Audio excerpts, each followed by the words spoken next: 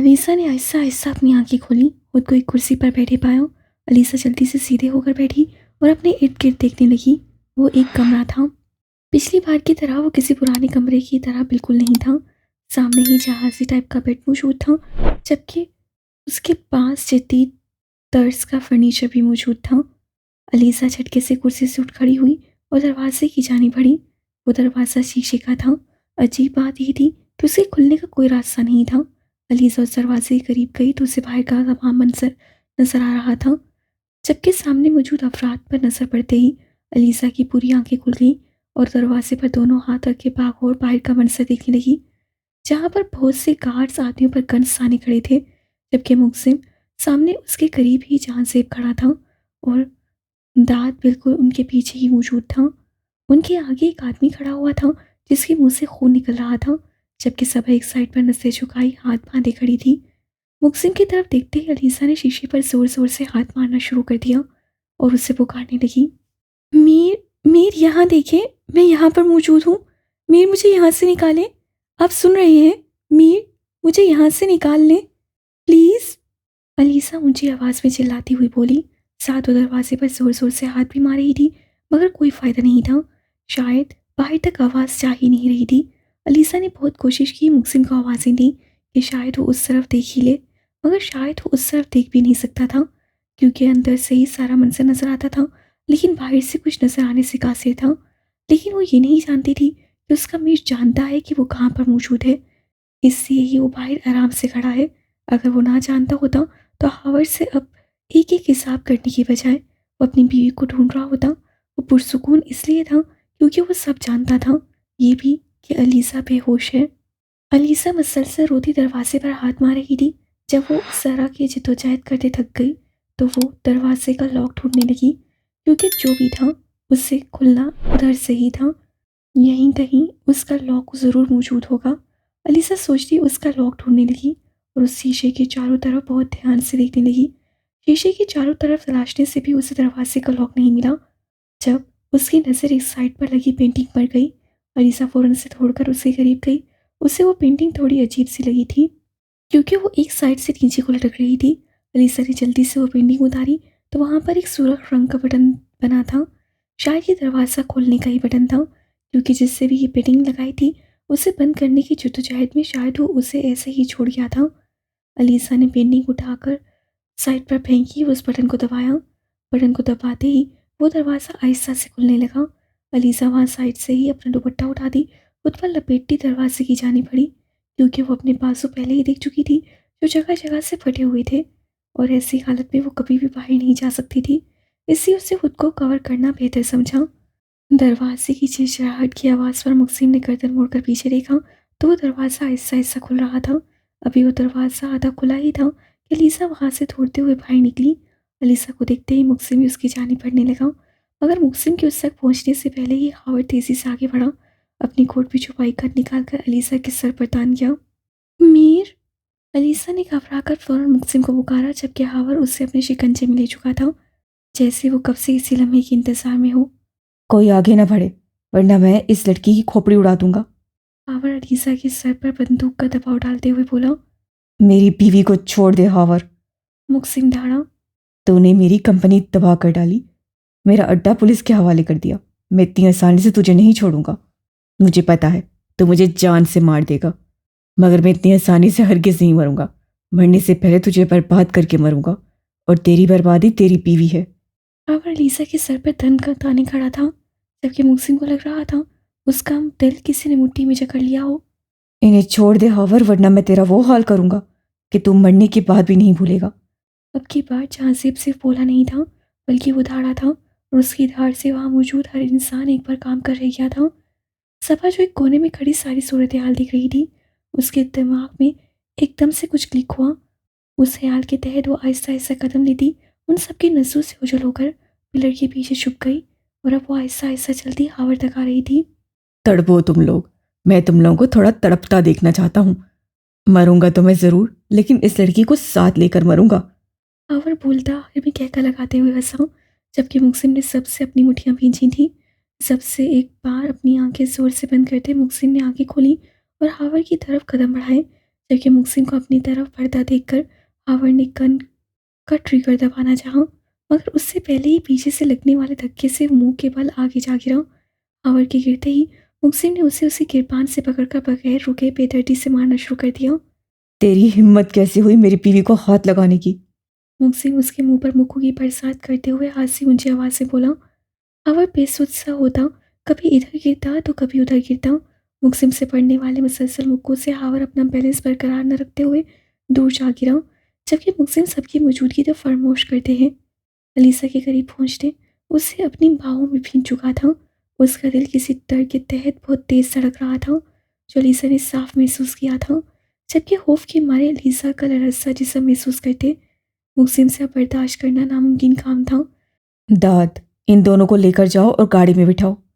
मुक्सिम Alyssa से अलग होता अलीसा और सबा की तरफ इशारा करते हुए बोला, "म- मैं नहीं जाऊंगी, आप मेरे साथ चलें।" अलीसा मुक्सिम का बाजू पकड़ते हुए बोली। मेरी जान, तुम जाओ गाड़ी में बैठो, बस मैं आ रहा हूँ।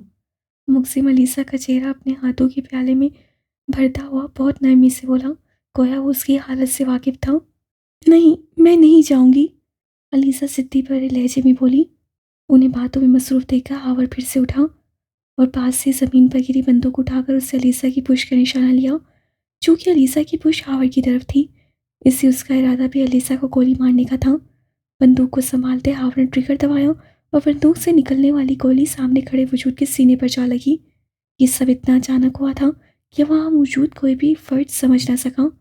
गोली अलीसा को नहीं बल्कि सबा को लगी थी। हावर को अलीसा की तरफ निशाना बांधते देखकर सबा अलीसा के आगे आ खड़ी हुई थी, जिसकी वजह से वो गोली सबा के सीने को चीरती चली गई। सबा! सबा को खून से रंगे देखकर अलीसा सबा की तरफ देखकर चीखने लगी। मुक्सिम तेजी से आगे बढ़ा और सबा को थामा, जो जमीन पर सोने वाली थी, जबकि सबा का वजूद खून से रंग चुका था। हॉस्पिटल लेकर जाओ इसे फौरन। मुक्सिम जहांसीब की तरफ देखते हुए बोला। जहांसीब भागता हुआ आया और सबा को अपने बाहों में उठा लिया और बाहर की तरफ भागा, जबकि अलीसा भी उसी के साथ ही थी।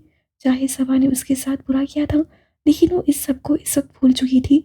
उसे परवाह थी तो सिर्फ इतनी कि वो भी एक लड़की ही है जिसे इस वक्त गोली लगी है। वो गोली भी उसी की वजह से लगी है, क्योंकि वो अलीसा को बचाने के चक्कर में खुद के सीने पर गोली खा गई थी। जहाँ से वहाँ से निकला और गाड़ी में लाकर पिछली सीट पर सबा को लिटाया, जबकि अलीसा भी पिछली सीट पर ही बैठी चुकी थी और सबा का सर उसकी गोद में था। जहाँ से तेजी से फ्रंट सीट पर बैठा और गाड़ी हॉस्पिटल की जानी बढ़ाई। जहाँ से के वहाँ से निकलते ही मुक्सिम तेजी से हावर की जानी लपका और किसी जानवर की तरह उसे बेरहमी से मारने लगा। जब वह हाथों से मार मार कर थक गया तो पास पड़ा उससे एक लोहे का रॉड उठाया और अब वो उसके साथ हावर को बेरहमी से मार रहा था, जबकि हावर की दिल दहला देने वाली चीखें उस पूरे घर में गूंज रही थीं। क्या कहा था मैंने तुझसे कि मेरी बीवी पर नजर उठाने की भी गलती मत करना, लेकिन तुमने मुझे बहुत हल्के में लिया। तुमने क्या समझा कि मैं कोई बहुत कमजोर मर्द हूं जिसकी बीवी के सर पर तू गन तान कर खड़ा होगा और वो कमजोर पड़ जाएगा? बिल्कुल नहीं। वो लड़की मेरी कमजोरी नहीं, ताकत है। तुझे तो मैं वो मौत दूंगा कि तुझे कफन भी नसीब नहीं होगा। मुक्सिम वो रॉड उसके सर में मारता हुआ बोला, जबकि सर पर पड़ने वाले रॉड की वजह से सर में से एक सुर्ख लकीर बहती हावर के चेहरे पर नुमादार हुई और साथ ही वो जमीन पर हुआ था। मुसलसल मारने की वजह से हावर का पूरा जिस्म लहूलुहान हो गया था। उसके कपड़े फट चुके थे और उसे देखकर किसी की भी रूह काम कर रह जाती। उससे इतने वहशतनाक तरीके से मारा गया था। मुक्सिम ने अपनी कोट में एक तेज धार वाला आला निकाला और हावर के बेजान वजूद के पास पंजों के बल बैठा। इन गंदी नजरों से देखा था ना तूने मेरी बीवी को? मुक्सिम ने बोलते ही वो आला उसकी आंखों में घूम दिया। हावर की चीखें पहले से भी ज्यादा बुलंद हुई थी। उसकी इतनी दर्दनाक हालत देखकर वहां मौजूद तमाम गार्ड थर थर कांपने लगे थे। एक आंख में वो आला मारने के बाद मुक्सिम ने दूसरी आंख में भी वही अमल दोहराया, जबकि हावर की चीखों को वो किसी म्यूजिक की तरह इंजॉय कर रहा था। हावर के बेजान वजूद को एक जोरदार टांग रसीद करता वो अपने गार्ड की तरफ मुड़ा। इन सबको लेकर जाओ यहाँ से और बेसमेंट में रखो इनको। इनसे मैं बाद में मुलाकात करूंगा। मुक्सिम कुछ गार्ड्स को इशारा करते हुए बोला तो वो लोग वहां पर मौजूद आदमियों को लेकर वहां से निकल गए। पेट्रोल लेकर आओ और माचिस भी। इस शख्स की तो राख भी बचने नहीं दूंगा। मुक्सिम बाकी बचे गार्ड्स को पेट्रोल लाने का बोलकर वहां मौजूद कुर्सी पर आराम से बैठ गया। हॉस्पिटल में दाखिल होते ही डॉक्टर सबा को लेते तेजी से आईसीयू में गए थे और अब सबा का ऑपरेशन चल रहा था, जबकि अलीसा बाहर मुसलसल सोइबा की हैरियत की दुआ मांग रही थी। आप फिक्र ना करें, सब ठीक हो जाएगा। जहां से अलीसा को परेशान सा देखकर उसके कुछ फांसी पर बैठते हुए बोला, तो अलीसा ने फक्त हाँ में सा हिलाया, जबकि सच तो ये था कि डर के मारे उसका दिल अभी तक पूरी तरह कांप रहा था। आप यहाँ पर बैठे, मैं पानी लेकर आता हूँ। जहांसेब अलीसा की गैर होती हालत देखकर उससे बोलता हुआ उठा और हॉस्पिटल की कैंटीन से पानी लेने चला गया। जहांसेब के जाते ही अलीसा ने सर उठाकर आईसीयू के दरवाजे की जानिब देखा। 2 सेकंड तक वो देखती रही, मगर एकदम से उसके दिमाग में कुछ क्लिक हुआ। सैम! अलीसा के होंठों से सरगोशीनुमा आवाज़ निकली। ओ मेरे खुदाया! सैम कहाँ पर है? वो तो वहाँ पर मौजूद नहीं था। क्या किया उन लोगों ने उसके साथ? अलीसा बोलती फौरन से उठ खड़ी हुई। वीर को तो पता नहीं होगा कि सैम भी वहाँ पर मौजूद है। कहाँ पर रखा था उन्होंने उसे? मुझे वहाँ जाना होगा। अलीसा बोलते भाई की जानिब दौड़ लगा गई। बाहर पार्किंग में आते अलीसा उस गाड़ी की तरफ बढ़ी जिस गाड़ी में वो आए थे। अलीसा ने आगे बढ़कर उस गाड़ी का दरवाज़ा खोलना चाहा तो दरवाज़ा खुल गया।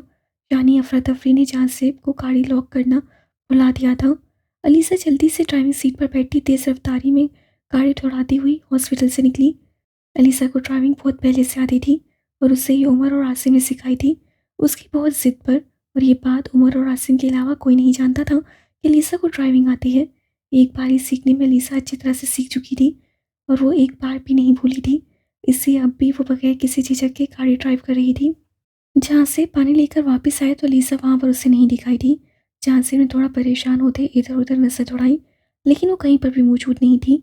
जहाँ से ने कदम आगे बढ़ाए वो प्रेयर रूम की तरफ गया, लेकिन वो वहाँ पर भी मौजूद नहीं थी। झांसी को एकदम परेशानी ने आन घेरा, क्योंकि अभी तो वो मुसीबत से निकली थी और दोबारा वो कहाँ गायब हो गई थी। झांसी ने सब सोचते हॉस्पिटल के कंट्रोल रूम की तरफ दौड़ लगाई। हॉस्पिटल के मैनेजर से बात करके झांसी ने सीसीटीवी फुटेज ओपन करवाई और उसमें साफ दिखाई दे रहा था कि लीसा भागते हुए हॉस्पिटल से बाहर निकली है। उसे बाहर जाता देखकर झांसी ने 1 मिनट की भी देर नहीं की, अपना फ़ोन निकाला और मुक्सिम को फ़ोन करने लगा, क्योंकि वो सबा को यहाँ छोड़कर नहीं जा सकता था। मुक्सिम का नंबर मुसलसल बन जा रहा था। मुक्सिम का नंबर बंद देखकर झांसी ने दाद के नंबर पर कॉल्स की, मगर इतनी कॉल्स करने के बाद भी फ़ोन नहीं उठाया गया। अब झांसी को ज़्यादा परेशानी लाक हुई थी। सबा का ऑपरेशन कामयाब हुआ था, गोली निकाल ली गई थी, मगर सबा इस वक्त बेहोश थी और 8 घंटे से पहले उसे होश नहीं आना था। इससे वो डॉक्टर से सबा का ख्याल रखने का बोलकर हॉस्पिटल से निकल गया था। मगर पार्किंग में जाते ही गाड़ी का ना मिलना साफ जाहिर करता था कि लीसा गाड़ी में ही कहीं गई है। जहाँ से ने तेज़ी से अपना फ़ोन निकाला और अपनी गाड़ी की लोकेशन चेक करने लगा। उसे अपनी गाड़ी की लोकेशन वहाँ ही शो हो रही थी जहाँ से वो लोग आए थे। अपनी गाड़ी को उस घर के करीब देखते जहाँ से बहुत परेशान हुआ, क्योंकि वापस वो उधर ही जा रही थी जहाँ से वो मरती मरती बची थी। जहाँ से मैं जल्दी से बाहर मौजूद टैक्सी करवाई और वहाँ से निकल गया। मुक्सिम ने एक टेबल से रस्सी बांधकर हावर की दोनों टांगें उस पर बांधी और रस्सी के सिरे पर एक मोमबत्ती जला दी। यानी अब जब हावर के जिस्म में ज़रा सी भी हरकत होगी तो रस्सी के खिंचाव की वजह से वो मोमबत्ती नीचे गिर जाएगी, जिससे गिरने से चारों तरफ गिरा हुआ पेट्रोल आग पकड़ लेगा और चारों तरफ आग लग जाएगी। मुक्सिम ने बहुत महारत से ये काम किया था। ये काम करते एक फातिहाना मुस्कुराहट चेहरे पर सजाए हावर की तरफ एक आखिरी नज़र देखा, उस घर से बाहर निकल गया। मुक्सिम घर से अभी कुछ फासले पर ही आया था कि उसे अपने सामने से गाड़ी आती दिखाई दी। उस गाड़ी को 1 मिनट में ही पहचान गया था। गाड़ी वहीं पर रुक गई और उसमें से अलीसा निकलकर बाहर आई थी। अलीसा की तरफ देखते मुक्सिम थोड़ा परेशान हुआ। मीर मीर सैम अंदर है, आपको नहीं पता? उसे लेकर आए। अलीसा मुक्सिम के करीब आती उसे देखते हुए घबराए हुए लहजे में बोली। तुम यहाँ पर क्यों आई हो? मुक्सिम अलीसा की कलाई पकड़ता अपने करीब करते हुए बोला, वो सैम अंदर है, उन लोगों ने उसे कहीं छुपाया है, उसे निकाल ले प्लीज़, उसे ले आए। अलीसा रोती हुई मुक्सिम से बोली और आगे की जानिब कदम बढ़ाने चाहे जब मुक्सिम ने उसे अपने हसार में ले लिया। नहीं है अंदर कोई भी, और तुम्हारा भाई भी ठीक है। मुक्सिम ने उसे संभालना चाहा। वो अंदर ही है, वो लोग मेरे साथ ही उसे लेकर आए थे, प्लीज़ आप उसे लेकर आए। आप वो ऐसे कैसे क्यों बोल रहे हैं? मैं बोल रही हूँ ना वो अंदर ही है। अलीसा हिचकियों से रोती हुई मुक्सिम की तरफ देखते हुए बोली। क्या हो गया है तुम्हें? मैं बोल रहा हूँ ना कि वो नहीं है अंदर, अपने घर पर मौजूद है। कुछ नहीं हुआ तुम्हारे भाई को। मुक्सिम उसे अपने दोनों बाजुओं से सख्ती से पकड़ता संजीदगी से बोला, वो घर पर नहीं है, वो यहाँ पर है। आपको मेरी बात का यकीन क्यों नहीं हो रहा? अलीसा मुक्सिम के सीने पर दोनों हाथ रख के उसे दूर करते हुए बोली। जब अचानक पीछे से एक जोरदार धमाका हुआ, अलीसा ने जल्दी से पलटकर पीछे देखा तो वो साकित रह गई। होने वाले धमाके की वजह से चारों तरफ आग ही आग थी। वो घर आग की लपेट में आ चुका था। यूं लग रहा था जैसे ये सब कभी आग हो गया होगा। अलीसा बिल्कुल साकित नजरों से सामने झुलसते घर को देख रही थी। मेरा भाई! अलीसा के फक्त होंठ हिले थे, जबकि आवाज़ गले में ही कहीं दबकर रह गई थी। अलीसा को ऐसे साकित देखकर मुक्सिम ने अलीसा का रुख अपनी जानिब करना चाहा, मगर उससे पहले ही वो होश और आवाज़ से बेगाना होती मुक्सिम के बाजुओं में झूल गई।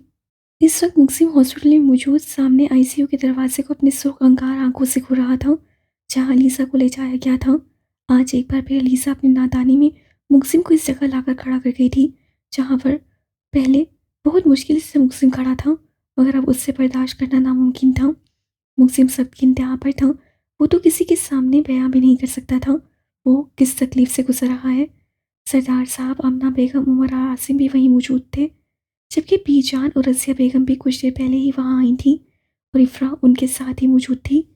आमना बेगम मसल्ले पर बैठी रो रो कर मुसलसल अपनी बेटी की ज़िंदगी की दुआएं मांग रही थी, जबकि इफ़रा भी उन्हीं के साथ ही जाए नमाज पर बैठी खुदा के आगे सिर्फ अलीसा की और उसके बच्चे की सलामती की दुआ कर रही थी।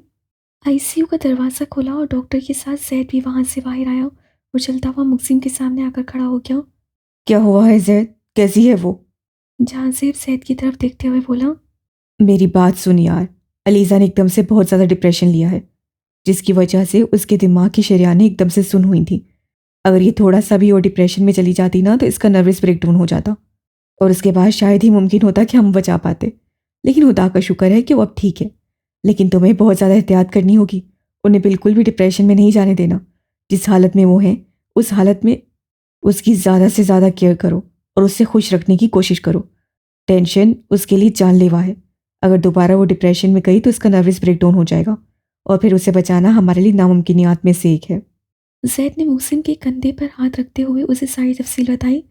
लेकिन परेशान होने की कोई ज़रूरत नहीं है, वो अब बिल्कुल ठीक है, लेकिन दवाइयों के ज़ेर असर है। 1 घंटे तक उसे होश आ जाएगा, फिर आप सब उससे मिल लेना। जैद सबकी तरफ देखते हुए मुस्कुराते हुए बोला, जबकि कब से सबकी अटकी हुई सांसें बहाल हुई थीं। या अल्लाह, तेरा शुक्र है, तूने मेरी बच्ची की और उसकी औलाद की हिफाजत की।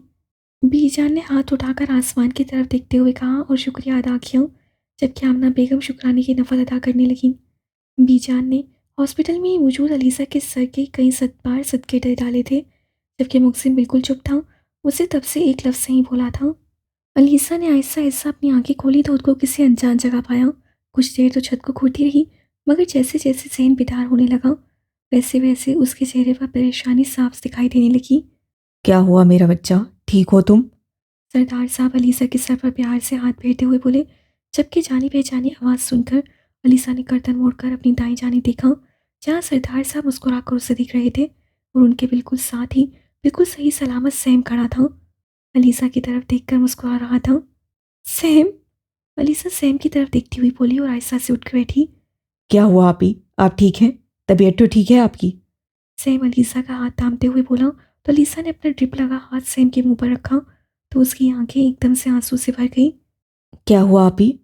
आसिम परेशान सा होता अलीसा के करीब होकर बैठा, जबकि अलीसा बगैर कुछ बोले ही आसिम के गले लग गई थी। आपी? आसिम परेशान हुआ, तुम कहाँ थे सैम? अलीसा सैम से अलग होती उसकी तरफ देखती हुई बोली। आपी, जब मैं सबा आपी की गाड़ी ठीक करने गया था तब मुझे कुछ लोगों ने अगवा कर लिया था। फिर मुक्सिम भाई ने मुझे वहाँ से निकाल कर घर भिजवा दिया और जब मुझे होश आया तो तब मैं घर में था और दाद भाई मेरे पास मौजूद थे, इसलिए उनसे मुझे मालूम हुआ कि मुझे घर पर वो ही लेकर आए थे। आसिम ने अलीसा को तमाम तफसील बताई तो अलीसा को फ़ौरन अपनी गलती का एहसास हुआ।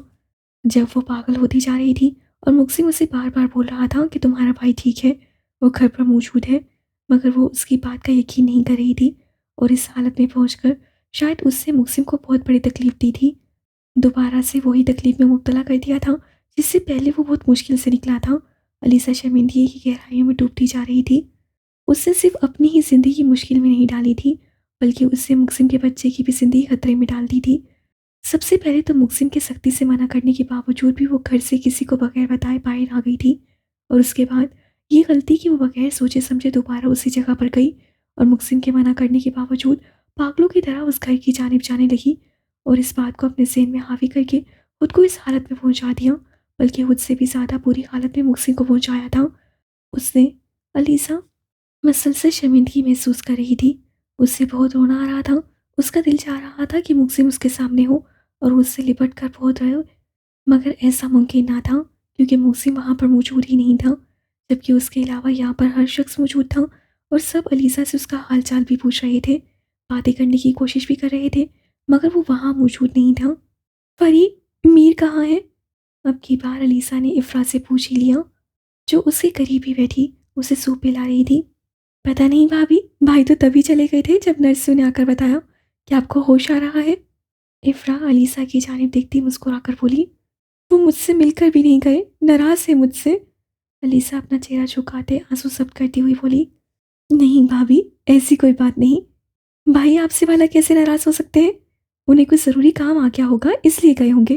फिक्र मत करें, अभी आप डिस्चार्ज हो जाएंगी, फिर हम घर चले जाएंगे और भाई वहीं पर आ जाएंगे। इफ़रा अलीसा की तरफ सो बढ़ाते हुए बोली तो अलीसा ने फ़क्त हाँ में सर हिला दिया। अलीसा को आज घर आए पूरा एक दिन गुजर चुका था। जब से वो घर वापस आई थी, बीजान ने ना जाने उससे कितनी बार सदके दे दिए थे, कितनी बार उसकी नज़र उतार दी थी। दिन से रात भी हो गई थी, मगर मुकसिम का कहीं भी अता पता ना था। वो तो अभी तक घर ही नहीं आया था। जबकि अलीसा ने एक मिनट भी सुकून का सांस नहीं लिया था। उसकी निगाहें बार बार मुकसिम को ढूंढ रही थी, लेकिन वो उसे कहीं भी दिखाई नहीं दे रहा था। जबकि उसके पास घर में मौजूद तमाम अफराद उसका बहुत ख्याल रख रहे थे।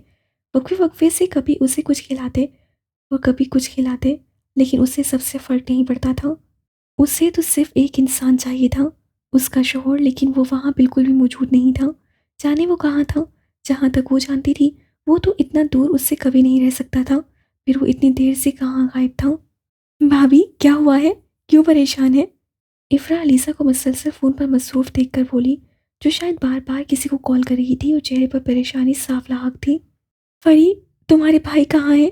उनका तो फ़ोन भी बंद जा रहा है, वो अभी तक घर भी नहीं आए। अलीसा बेहद परेशान होती इफ़रा की तरफ देखती बोली, बाबा, मैं भी कब से भाई को कॉल करने की कोशिश कर रही हूँ, मगर उनका फ़ोन बंद जा रहा है। दाद भाई से उनकी बात हुई थी, उन्होंने बताया कि वो किसी काम के सिलसिले में इलाके से बाहर गए हैं और कुछ देर तक आ जाएंगे। आप फिक्र मत करें, आ जाएंगे भाई। किसी वजह के तहत तो उन्होंने फ़ोन बंद किया होगा। इफ़रा अलीसा को हौसला देते हुए बोली, मगर ऐसा मुमकिन नहीं था। वो कहाँ से हौसला कर सकती थी जब तक वो खुद अपनी आंखों से देख न लेती। वो आगे ही शर्मिंदगी की गहराइयों में थी। उसे रह रहकर अपनी गलतियाँ याद आ रही थी। मुक्सिम से माफ़ी मांगना चाहती थी, मगर मुक्सिम उसके सामने ही नहीं आ रहा था। अब तो अलीसा रोने की दर पर थी। मीर, प्लीज़ आ जाए, मुझे इतना तंग मत करें, मैं कभी दोबारा ऐसी गलती नहीं करूँगी। अलीसा अपने आंसुओं को अपने अंदर धकेलती दिल ही दिल में मुक्सिम से मुखातिब हुई। बेसमें ने हर तरफ दिल दहला देने वाली चीखें गूंज रही थीं, जबकि उनके सामने उन्हें बेदर्दी से मारता हुआ शख्स सरिंदा साबित हो रहा था। वो सामने मौजूद आदमियों को इस तरह से मार रहा था कि शायद कोई जानवर भी ऐसे दूसरे जानवरों को चीरता फाड़ता नहीं होगा, जिस तरह वो अपने मजबूत आलाओं के सामने मौजूद आदमियों के जिस्मों के आज़ाद चीर फाड़ रहा था। उन लोगों की सांसें खत्म होती देखकर मुक्सी वहां से उठा और एक नज़र अपने खून आलूदा कपड़ों पर डाली। इस वक्त उसके कपड़े सुर्ख खून से रंगे हुए थे। जितनी बेदर्दी से उसने उन लोगों को मारा था, उनके खून के दाग उसके कपड़ों पर साफ वाज़ेह थे। मुसिम ने एक नज़र खुद को देखकर कदम बाहर की तरफ बढ़ाए। उसका रुख अब अपने फार्म हाउस की तरफ था।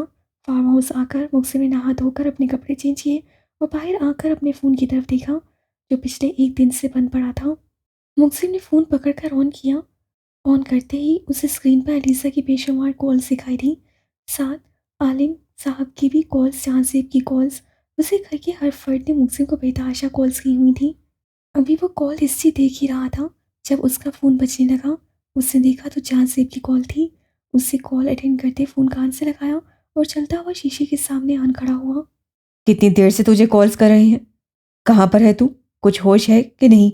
यहाँ पर तुम्हारी बीवी बार बार सबसे तुम्हारे बारे में पूछ रही है। तुम हो किधर? फ़ोन के स्पीकर में जहांसेब की गुस्से भरी आवाज़ सुनाई दी। रात तक आ जाऊंगा।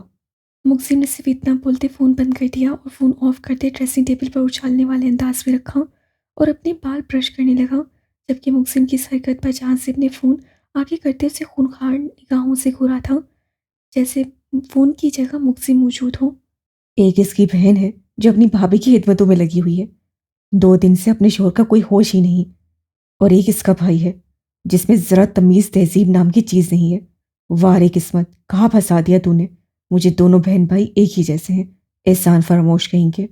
जहाँ से खुद से बड़बड़ाता हुआ कमरे से बाहर निकल गया।